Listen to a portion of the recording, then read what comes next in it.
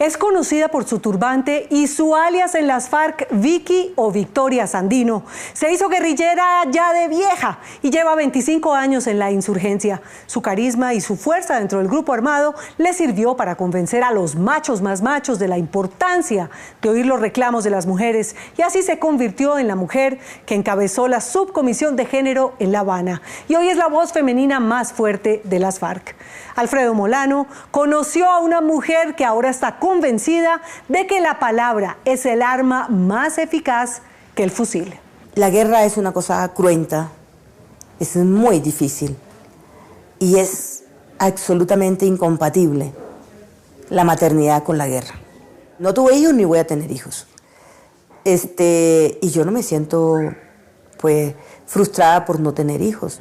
Victoria Sandino tiene 56 años, ya no fue madre, pero eso sí, tuvo a cargo a cientos de guerrilleros y a muchos los quiso como hijos. Es una de las mujeres más visibles de las FARC y va a enfrentar la lucha política agitando la bandera del feminismo. Muchos hombres y las mujeres en la casa, ve qué desgraciados, ¿no? Un discurso del que jamás oyó hablar en la selva y al que llegó, curiosamente, por boca de un hombre. Iván Cepeda, él iba y se reunía con los jefes. Se reunían con Iván, con Pablo, con ellos allí. Y entonces, una vez yo lo llamo, ven para acá. Y entonces, ajá, Iván, ¿cómo es esto? ¿Cómo es el cuento de qué es lo que dicen las mujeres allá en Colombia? ¿Cómo es el tema y cómo es el tema del feminismo? ¿Cómo es el tema de esto? Entonces Iván me dice, no soy el más autorizado, pero podemos mirar a algunas mujeres de esas, del movimiento de mujeres de Colombia que puedan venir y puedan hablar contigo. Nació en Tierra Alta, Córdoba, y como buena costeña tiene ritmo al hablar, y entre chiste y chanza se hizo un lugar entre los hombres más duros de la guerra. Empezamos nosotras a hacer unas discusiones internas, entonces nos reuníamos con las mujeres y hacíamos las discusiones, y claro, eso generaba una cosa allí con algunos camaradas, que esto qué era, que las mujeres aparte, que las mujeres no decaen, que esto, cosas de esas. Pero nosotras seguimos, entonces ahí sí tocó dar bastantes debates internos. Lleva media vida en las FARC. El secretariado la sacó de la selva para La Habana y le dio un lugar en la mesa de negociaciones. No había otra voz femenina del lado de la insurgencia y sirvió para que sus compañeros y la contraparte entendieran sus reclamos. Las FARC se ha declarado antipatriarcal, es decir, las FARC es consciente de que este régimen capitalista no solamente oprime al conjunto de la sociedad, sino que de manera particular a las mujeres. Siempre con una sonrisa, un turbante en la cabeza y una evidente facilidad para hacer oír sus argumentos, logró la proeza de darle protagonismo a las mujeres en la paz, pues ellas fueron las que llevaron la peor parte en la guerra. Fueron el botín sexual de los armados, las viudas, las madres que lloraron a sus hijos. Primero nos pusimos de acuerdo nosotras. Yo le dije, hagamos a la inversa. Ustedes hablan con los jefes míos y yo hablo con los jefes suyos.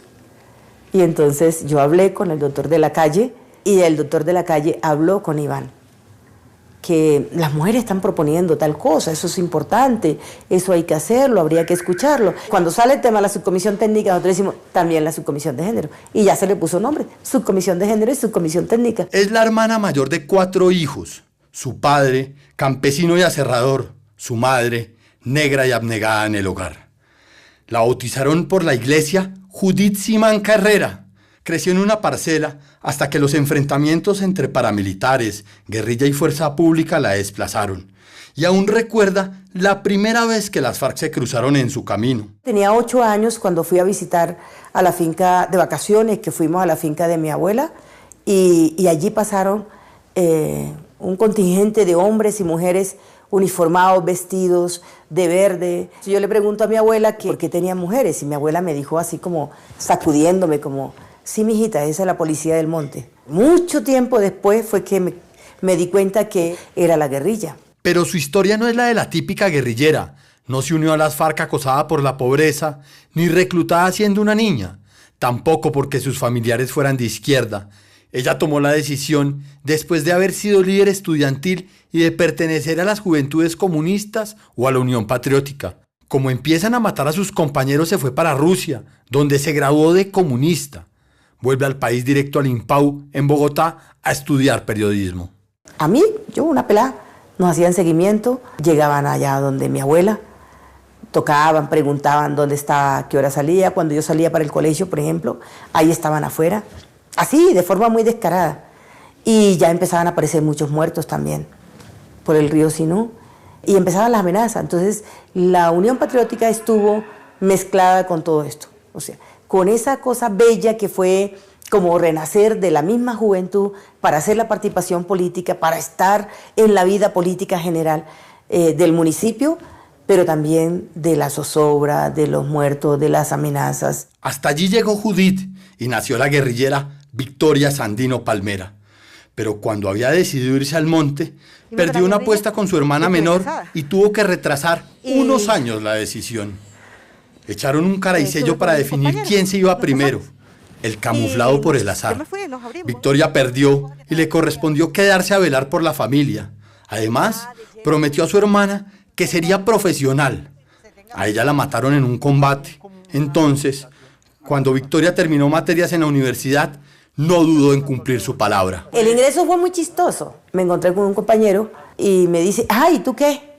Entonces ya tú te olvidaste, ya te volviste citadina, ya te volviste no sé qué. Empezó a decirme, como a provocarme. Y entonces tú te olvidaste de lo que prometiste. Y entonces yo le dije, no, pues es que yo me voy. A los 8 días nos encontramos, me dijo, nos vemos en el terminal. Y llegamos al Pato. Y al Pato llegué a la Teófilo Forero. Ella no estaba para esta guerra, como le decía el mono Jojoy. Llegó a la Teófilo Forero a trabajar con el Paisa y con Raúl Reyes, pero en lo suyo, el periodismo, dictando cursos, haciendo videos, alfabetizando. Trabajo político, lejos de las trincheras. Alfonso Cano se burlaba mucho de mí, él se burlaba mucho de mí, ¿cómo era que me decía? Su carrera militar. Yo hacía mucho chiste por el tema de la carrera militar, pues porque yo jodía mucho con el tema de que si estoy enseñando debo ir, porque no había otra manera. Y era una vergüenza para mí. Entonces la única vez que fuimos era un combate contra los paramilitares. Yo feliz porque por fin iba a grabar, se estaban retirando y ya se armó el despelote. O sea, sí hubo tiros, pero los tipos no quemaron unos cuantos y desaparecieron. Yo quería ser guerrillera de verdad, pero entonces se zafó de mí diciéndome que se me había acabado mi carrera militar y entonces porque tenía una lesión. Un día de esto yo vuelvo. No era tropera, pero sí una guerrillera de verdad. Tanto así que el propio Alfonso Cano le encargó la construcción del Movimiento Bolivariano por la Nueva Colombia y del Partido Comunista Clandestino, es decir, de la estrategia de todas las formas de lucha.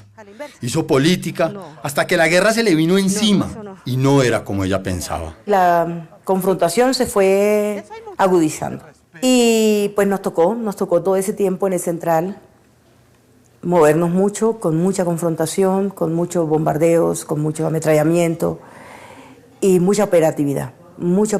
Yo seguía haciendo mi trabajo político, pero en unas condiciones muy complejas, hasta que me fui para La Habana. De esos episodios, el más doloroso que le tocó vivir fue en la madrugada del 30 de junio de 2008, cuando la Fuerza Aérea bombardeó la unidad que comandaba. Fue horrible en todos los sentidos. Se produce el bombardeo, ¿no? A las 3 de la mañana, yo tenía una chica que estaba embarazada, tenía 5 meses de embarazo. Si empieza el rafagueo cuando pegué ese grito, nosotros pensamos que la habían herido. Y no, era que se había derramado en sangre y todo esto. Eso fue una de las cosas más duras que a mí me impactaron tremendamente. Llegó a ser comandante del Frente 23, que operaba en Marquetalia con más de 400 guerrilleros a su cargo. Y casi 6 meses después de haber dejado las armas para siempre, todavía la persiguen los fantasmas de los bombardeos y las angustias de la persecución de la aviación sobre sus cabezas.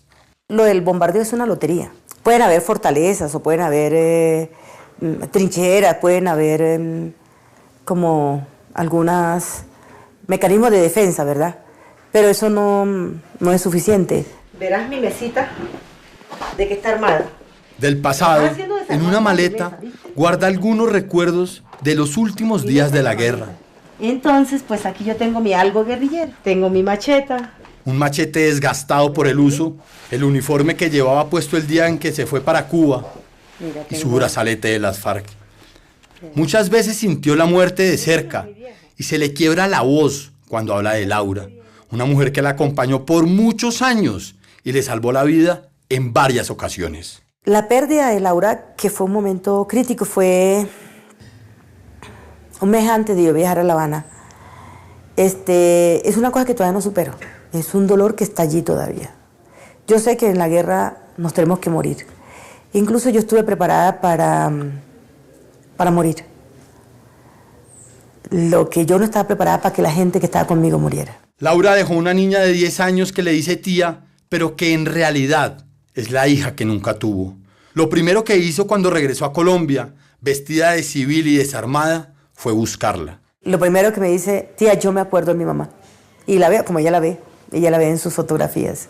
Y tiene recuerdo, pues, porque siempre la tuvimos cerca. Quiere mucho a sus padres, a su papá y su mamá adoptiva, pero tiene muy presente a su mamá. Y nos tiene muy presente a todos nosotros. Con la ilusión de recuperar a sus familias, que muchos guerrilleros como ella dejaron hace tiempo, las FARC dejaron las armas. Ese 27 de agosto, en Mesetas, es un día que jamás olvidará. ¿Cómo vivió la dejación de armas? Allá en Mesetas, un día difícil para los guerrilleros, ¿no? ¿Qué sintió? Ay, muchas cosas. Por un lado, sentía que estábamos cerrando un ciclo, que definitivamente no teníamos reversa, que por muy difícil que fuera todo lo que se nos venía de aquí en adelante, lo teníamos que asumir. Firmar la paz no es decir, ya nos quedamos tranquilos y aquí calabaza, calabaza, todo el mundo para su casa, sino que aquí viene otra etapa de la lucha que va a ser difícil. Victoria seguirá usando su nombre de batalla y también el turbante, ese que pensó en quitarse para enfrentar la vida pública y las cámaras fotográficas. Las mujeres negras usamos trapos en la cabeza, ¿no? Pero también piedad. Entonces, cuando me fui para La Habana, pues pensé quitármelos. Yo decía, ay, pero ¿qué hago con mi pelito? ¿Qué hago? Este pelo así todo alborotado. No. Toda la gente del campamento, cuando ya se dieron cuenta que yo me iba a ir, dijeron, no se va a quitar los trapos. Ni se le ocurra quitarse los trapos. Usted es Jesús. ¿Cómo se ve en 5 años? Que pasen estas elecciones y estas turbulencias. Primero me imagino que debo estar viva. Es que en la guerra todos los días era una ganancia. Y yo siento que en este momento seguir viva también es una ganancia. Porque hay tantos enemigos de la paz. ¿Ve? Y ahora estamos más vulnerables, sin armas. Esta mujer, armada ahora únicamente de la palabra, llegará al Congreso de la República con la misión de defender la implementación de los acuerdos de paz, los derechos de las mujeres y demostrarle al mundo que la lucha armada es cosa del pasado.